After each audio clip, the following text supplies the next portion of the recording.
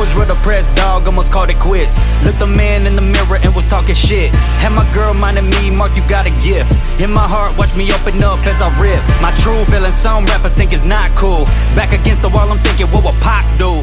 Music and relatability with your audience. Do you think they understand when you say something? Do you think they get what you're trying to say through your music? Yeah, because I'm very powerful on words. Like I even when I write, it's like I said, like I try to mix what people like listening to on a day-to-day basis. Like right now, for instance, I might write a song, and if I know a certain sound is working with like for instance, like someone like Travis Scott is like a huge deal right now, I might hear something he's doing, get inspired, get motivated, but I'm not gonna rap like him. I'm gonna try to write from my perspective, make sure my words and my lyrics hit, but they hit on the beat. That way, at the same time, like if someone's listening to it, and let's just say some people just like the beat nowadays. Some people just like the production, and it's like, yo, that shit's hard, yada yada yada. So okay, let me get them with that. But at the same time, if they really dig into what I'm saying, then they'll hit me with that, bro. Like I really like what you said there, yada yada. So I try to, like, let's just picture like we're in the kitchen and we're like making this gumbo, like in a stew and all that. I'm putting all these things that can make a hot song, but also keep the lyrics 100% me, to where it's relatable to somebody. And if it ain't, and if they can't relate to it, if they can't break down my lyrics or whatever, then at least they're jamming it as just a good song in general. Right. So to me, it's all about just mixing that gumbo pot. So that's what I'm working on right now. Just continuously to be 100% me in the lyrics, 100% me in the swagger, and but delivering it in ways that people can enjoy it on a playlist when they're working out, when they're going on a run, when they're going to work, when they're chilling at the crib in deep thought. You know, so I try to make sure that I fit everyone's playlist, no matter what it is. Do you think people overly complicate their music? Yes, because I do. I know I do, and that's why I got kind of stuck for a second whenever I was at a point like the past few years where I was like relatively like quiet. Like it gets to a point where we do overcomplicate things because we think to ourselves like, is this hot enough? Is this whatever? But I found myself getting more comfortable just thinking about what Marc gives a fuck about, and stop caring about what people, you know, no offense to even people that enjoy my music that are going to be watching this right now. But now that I started thinking about what Marc wants to release and what Marc wants to do, then it just got better to create. It got easier to create. You know, I got to a point where I was so focused on like, okay, like, how can I get their attention? How can I do that? I kept on saying, how can I get theirs, them, they, whatever. But now I'm at a point where it's easier to create, and I got new music coming, but it's easier to create based on thinking about what Marc. Right. So it can overcomplicate things when you give a fuck about what others think or what may think when you release something.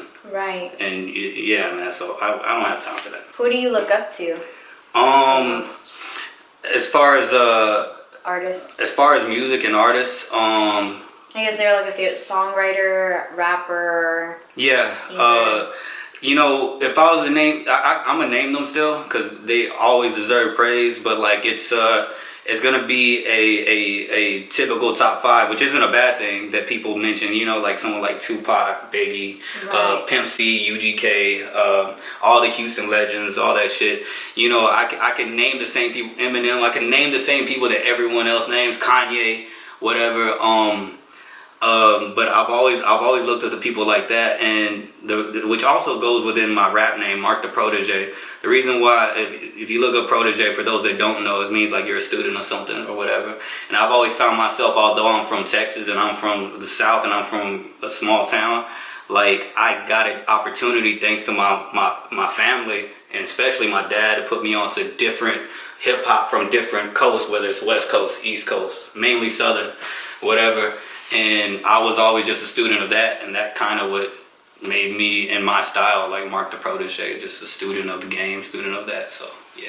And does that mean something to you, like your name? Yep. Because it actually comes with a deeper meaning. I just gave you that because we mentioned music, but like I'm really like when I mentioned Marc the Protegè, the reason why I added the Protegè part in there because I feel like I'm a student of life. I don't know much as I think I may have known or whatever. Even when I think I know enough, I feel like I really don't.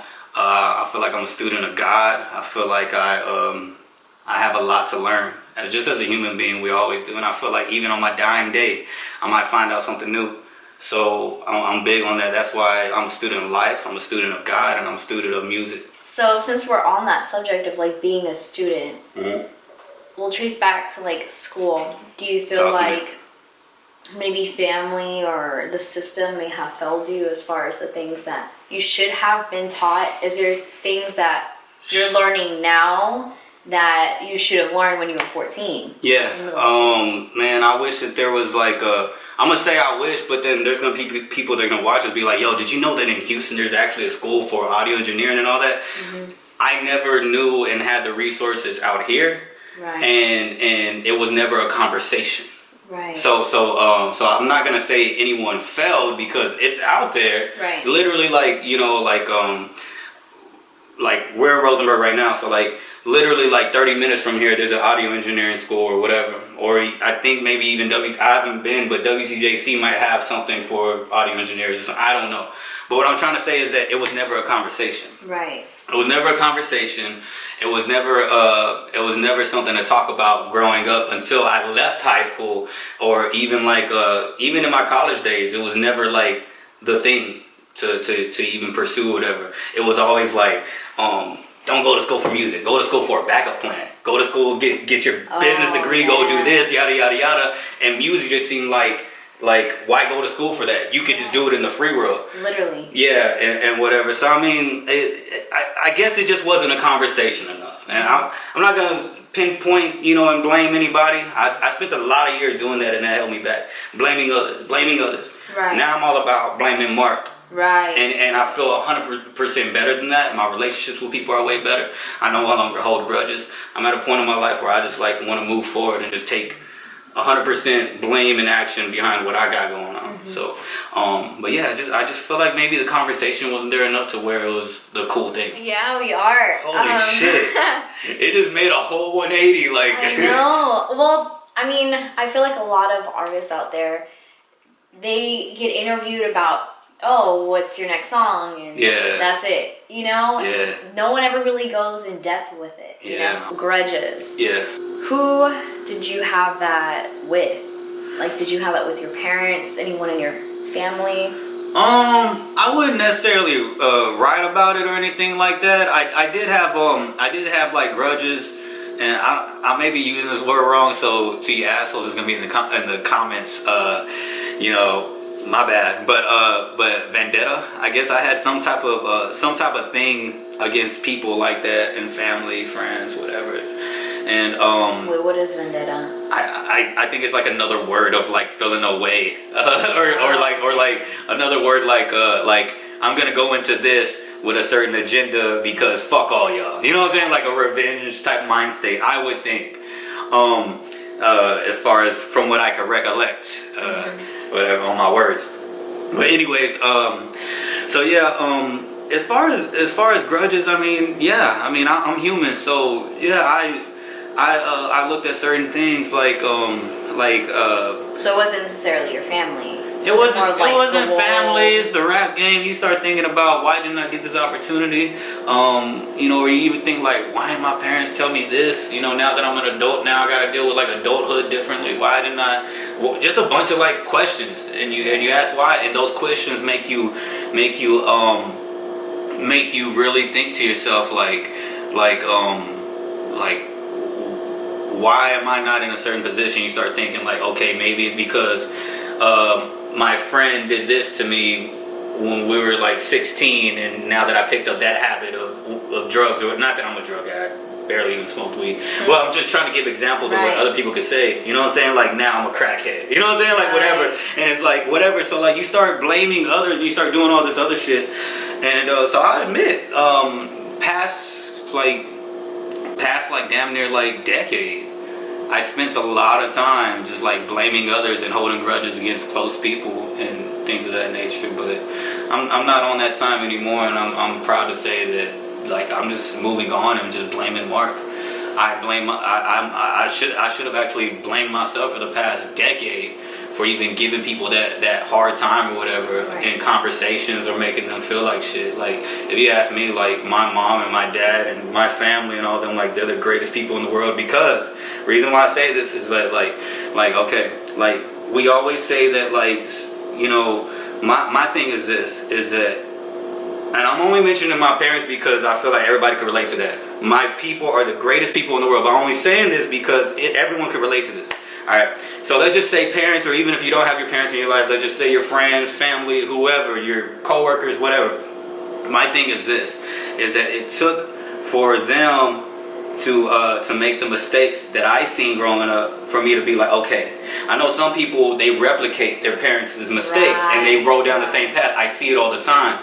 I see it amongst peers I grew up with. They just literally just kept the cycle going, kept the tradition going of fuck ups or whatever. Like you see one person go to jail, the next one. All my homies went through that. You know what I'm saying? That's all they know. Yeah, so like me, I'm like, okay, I think about it different. Like instead of saying like people are just like around me, like if they made something bad of a mistake or whatever, like I use that as inspiration to not do.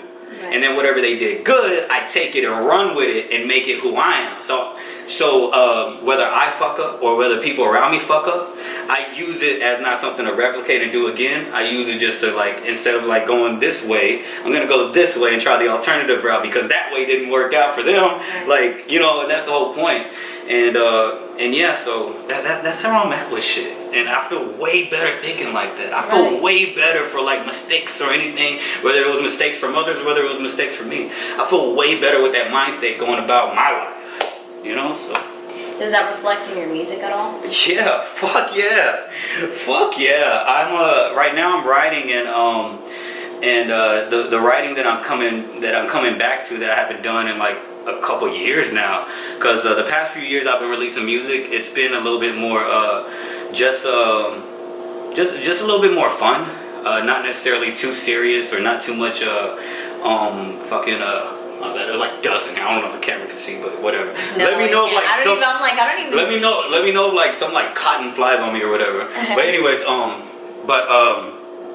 okay, back to what we were saying. So like the past few years I've been like releasing music that I felt like was more fun to just perform on stages and turn up and get crowd reaction or whatever, crowd interaction.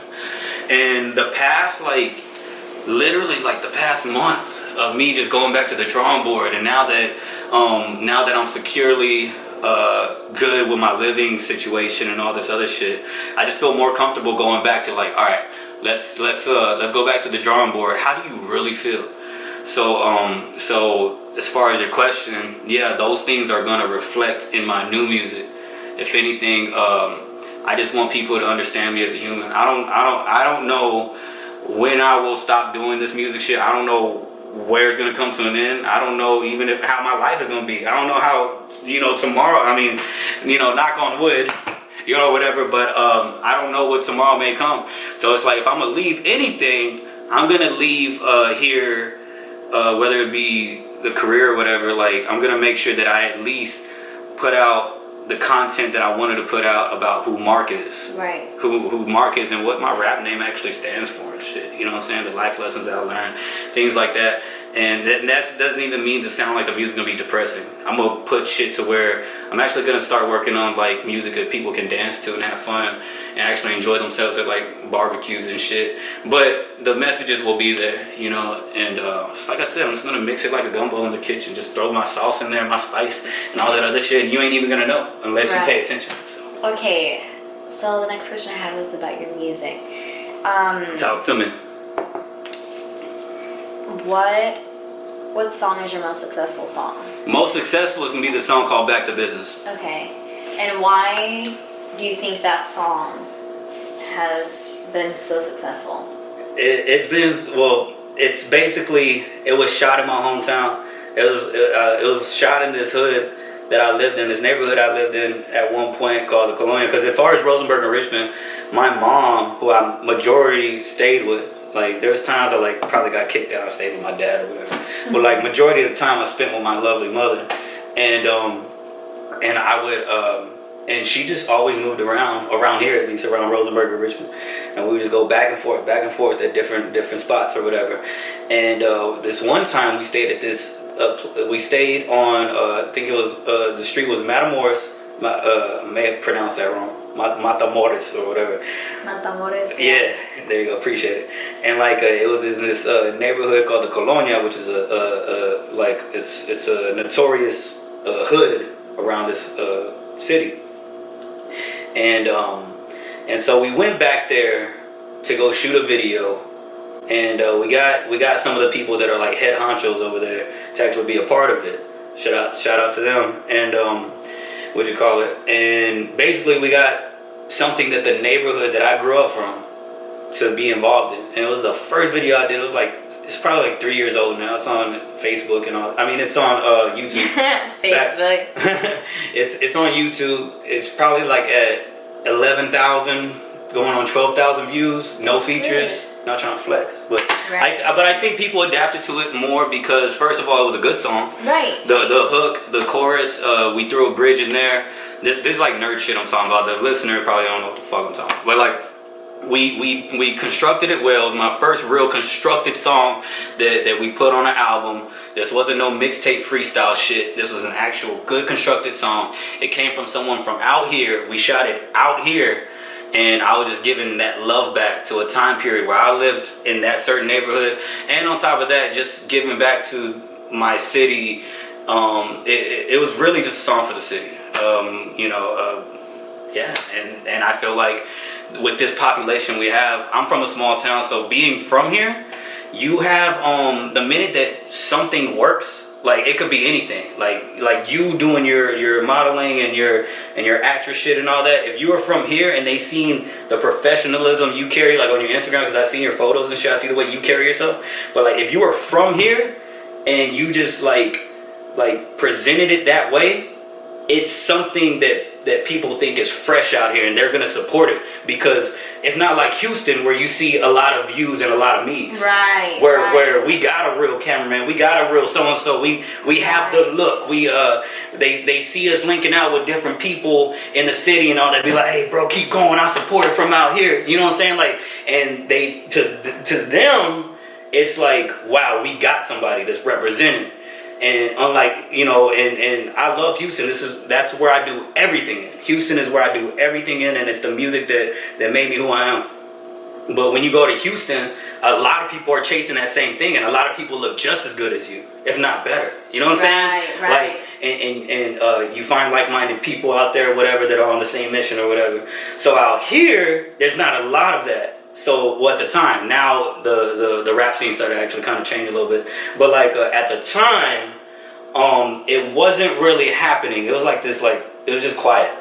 It was just quiet. So the minute that they seen something that had some type of potential, some type of star like power, maybe that could work, they ran with it. Right. They ran with it. They supported it. They shared it. And that's the beauty of coming from a small town, is that you get that support from the jump because ain't nobody else doing it out here. Right. Well, now there is. Shout out to my homies that are from out here. And by the way, yo, I'm not gonna say no names in this interview. I'm besides like some people, because like every time some interviewer like asks me like, oh, can you name some people? I always forget somebody, and I feel like shit. Y'all don't understand how mentally that fucks with me after an interview. I'll like drive home and I'll be like, man, I forgot to say so-and-so's name, fuck. But I am going to say this one name, though, because mutually we know the guy. He's not from out here, but I forgot to mention my boy J2, who now goes by Maya Sky. I forgot to mention him in this recent interview I had, and I felt like shit because you're one of my best friends, dude. So shout out to you. We'll throw that in there, but everybody else, I just literally don't want to accidentally forget somebody. It like fucks with my brain bad. It's crazy how we both are close with Jay. It's weird. It is weird. I would have never expected that. I have a theory about that. Down slowly, I creep, and I ain't never felt the same about nothing.